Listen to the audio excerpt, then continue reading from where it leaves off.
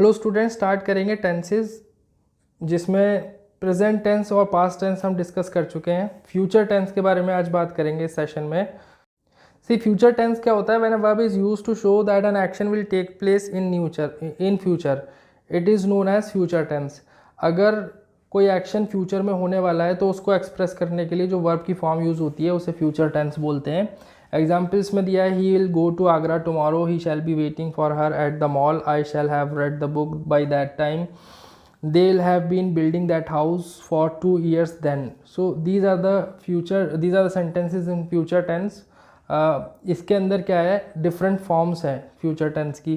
पहला एग्जांपल है simple future में, सेकंड है फ्यूचर कंटिन्यूस में, थर्ड है फ्यूचर परफेक्ट में और फोर्थ है फ्यूचर परफेक्ट कंटिन्यूस टेंस में। सो ये 4 क्लासेस हैं। सिंपल फ्यूचर टेंस कौन सा होता है, कब यूज़ होता है, देखेंगे। When a tense is used to express some action that will take place in future, it is known as simple future tense. ठीक है, it is used by adding shall or will to the verb. verb के साथ shall या will use करके हम future tense बनाते हैं verb की। past part इसके अंदर simple V1 फॉर्म यूज़ होती है verb की will और shall के साथ।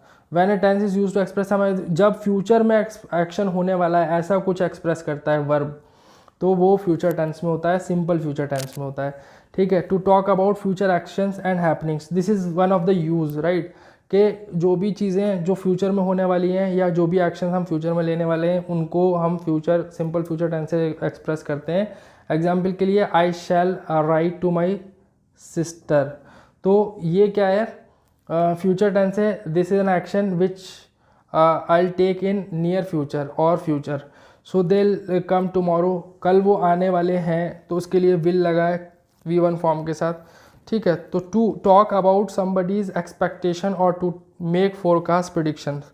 ठीक है, कुछ एक्सपेक्टेड हो, कुछ एक्सपेक्टेशंस हों और या फिर कोई फोरकास्टिंग हम करनी है या कोई प्रिडिक्शन है, उसके लिए भी हम इस टेंस का, सिंपल फ्यूचर टेंस का यूज़ करते हैं। For example, you will enjoy your holiday to talk about habitual action in future. तो वो जो एग्जाम्पल है किसका, प्रिडिक्शन या फोरकास्टिंग का या एक्सपेक्टेशन का, वो एग्जाम्पल क्या है, you will enjoy your holiday. So this is one of the expectation कि तुम अपना हॉलीडे इन्जॉय करोगे। ये एक्सपेक्टेशन ही है, ये कोई मतलब 100% श्योर चीज़ नहीं है कि इन्जॉय ही करे। हो सकता है इन्जॉयमेंट मिले, हो सकता है ना मिले, मज़ा आए या ना आए। सो बट एक्सपेक्टेशन जो है वो हम बताते हैं, उसे एक्सप्रेस करते हैं विल लगा के, या हम future tense, simple future tense में एक्सप्रेस करते हैं। Another third example is to talk about habitual action in future. किसी भी फ्यूचर की हैबिचुअल एक्शन को हम क्या, किससे यूज़ करेंगे, सिंपल फ्यूचर टेंस से। My daughter will carry on the tradition of making rangoli, मतलब विल कैरी ऑन मतलब आगे भी इस हैबिट को करता रहेगा, एक्ट जो पर्सन है आगे भी हैबिट को कैरी ऑन करेगा। इसके लिए हमने क्या यूज़ किया है, सिंपल फ्यूचर टेंस किया है यूज़। रंगोली का ट्रेडिशन आगे भी बढ़ाती रहेगी मेरी बेटी, my daughter will carry on the tradition of making rangoli. So this is one of the example for this use, third use. So another form of future tense is future continuous tense. When a tense is used to express an action that will happen in future or has been planned for the future, it is known as future continuous tense. ठीक है, और किसी कोई action जो आगे के लिए हमने प्लान किया है फ्यूचर के लिए, ठीक है, उसको एक्सप्रेस करने के लिए भी हम उसको एक्सप्रेस करने के लिए कौन सा फॉर्म यूज़ करते हैं फ्यूचर टेंस का, फ्यूचर कंटिन्यूस टेंस का यूज़ करते हैं। जैसे I will be going to Mumbai in 1 week, right. So एक हफ्ते में मैं मुंबई जाने वाला हूँ, I will be going to, right. So इस तरीके से एग्जाम्पल दे रखा है, we shall be living in 10 minutes, हम 10 मिनट के अंदर यहाँ से निकलने वाले हैं। So we shall be living in 10 minutes क्या बता रहा है हमें एक प्लानिंग बता रहा है कि हमारी प्लानिंग क्या है, 10 मिनट बाद हम जाएंगे, राइट। सो इस तरीके से ये फ्यूचर कंटिन्यूस टेंस का यूज़ है। और sometimes 2 action takes place, one before the other, and it is used to express one's completion before the other. I shall be waiting for you when your bus arrives.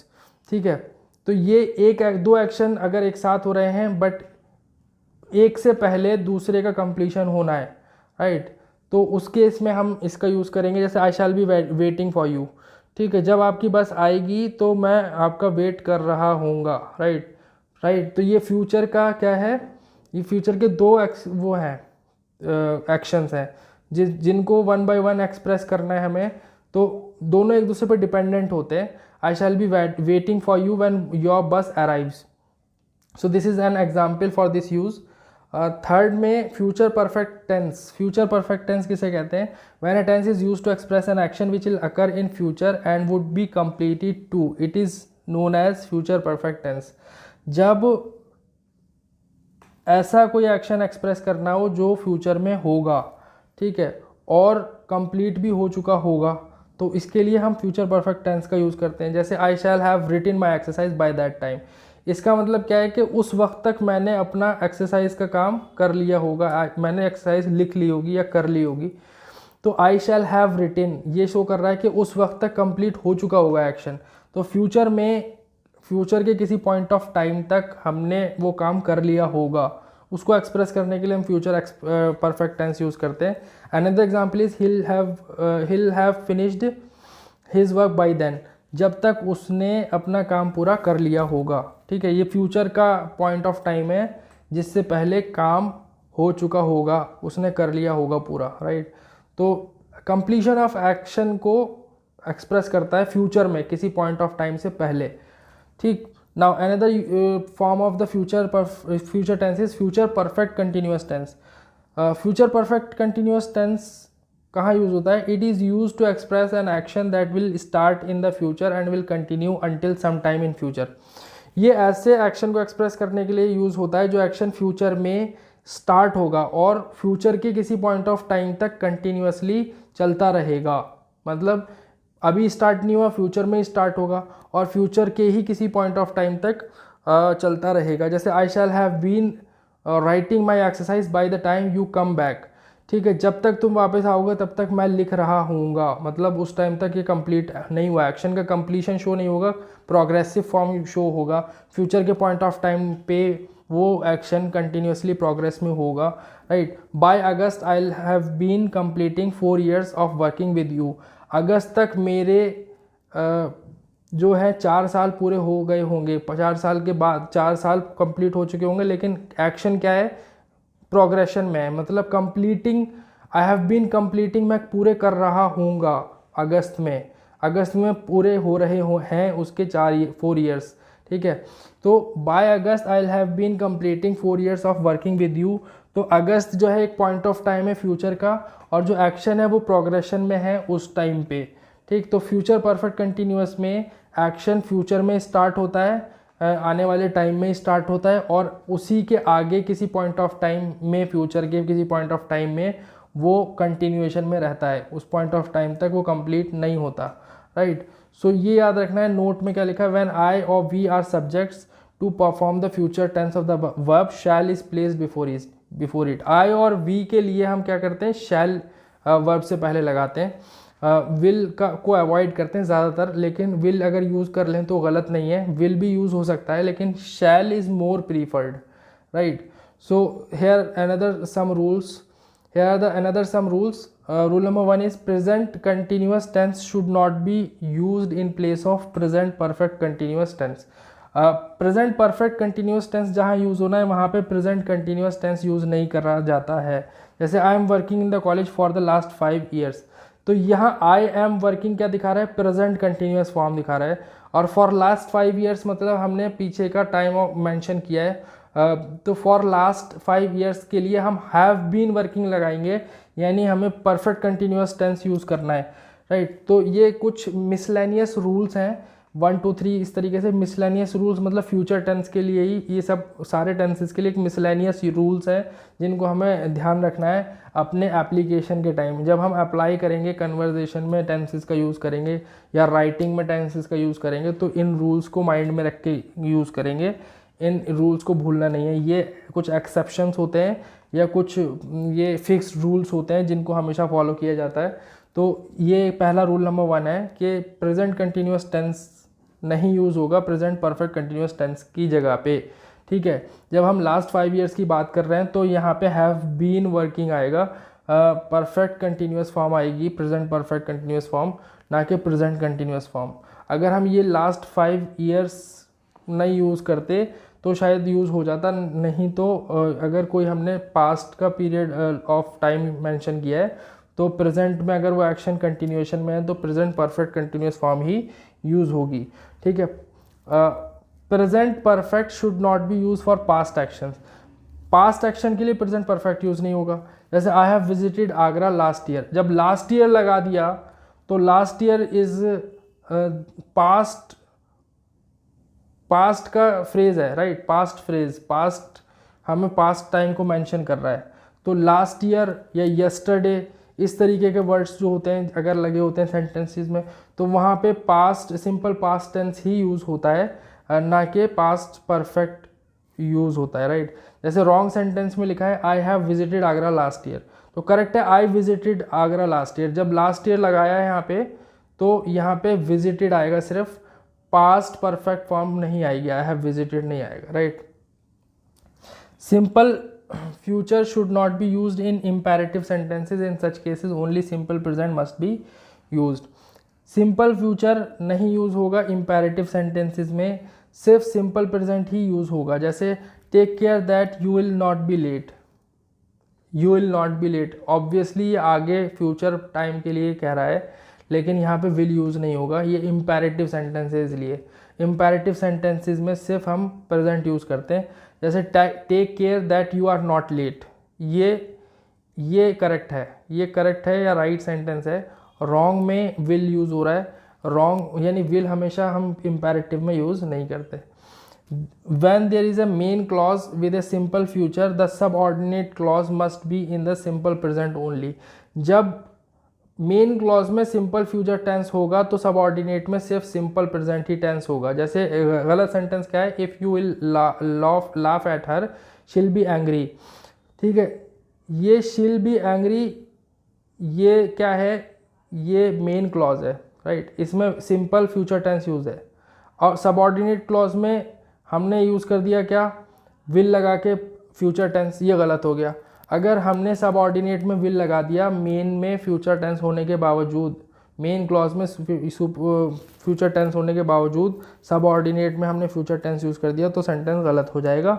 हमें main clause में अगर simple future tense है तो subordinate clause में simple present ही use करना है।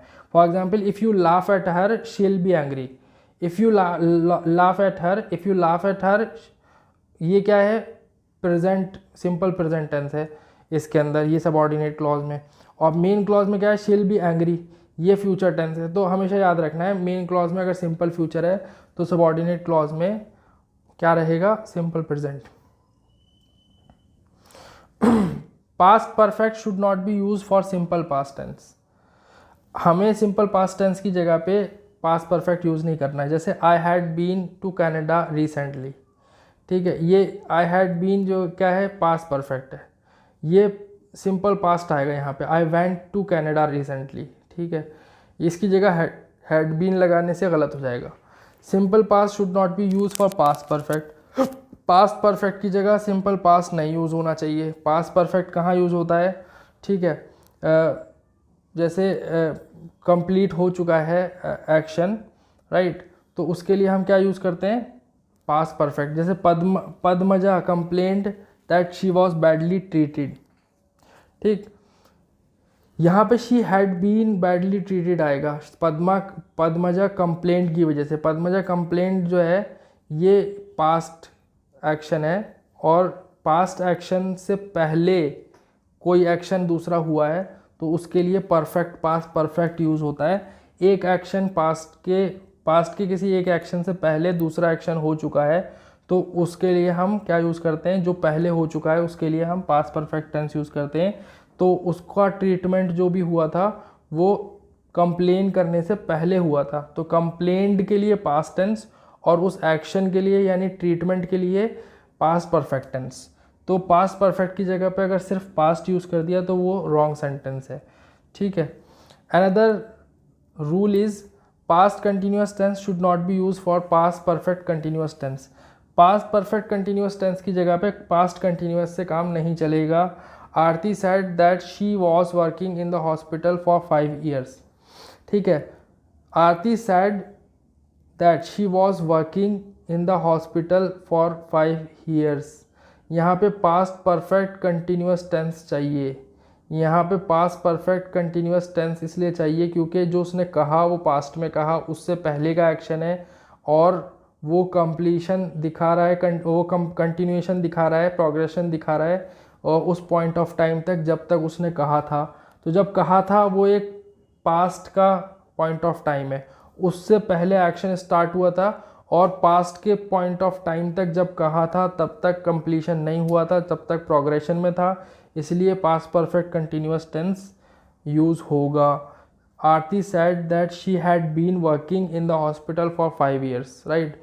आरती ने क्या बोला था कि उसको 5 साल हो गए हैं इस हॉस्पिटल में काम करते हुए, तो ये करेक्ट सेंटेंस है। Aarti said that she had been working in the hospital for 5 years।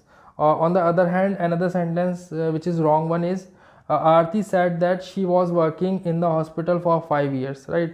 she was working in the hospital for 5 years, ये गलत हो गया, ठीक है, क्योंकि यहाँ पे रिक्वायरमेंट है पास्ट परफेक्ट कंटिन्यूस की। I think it's clear enough now. we'll discuss another topic in next session. I hope it is understood by you all, and we'll discuss another topic in next session. It's enough for today. Thank you very much.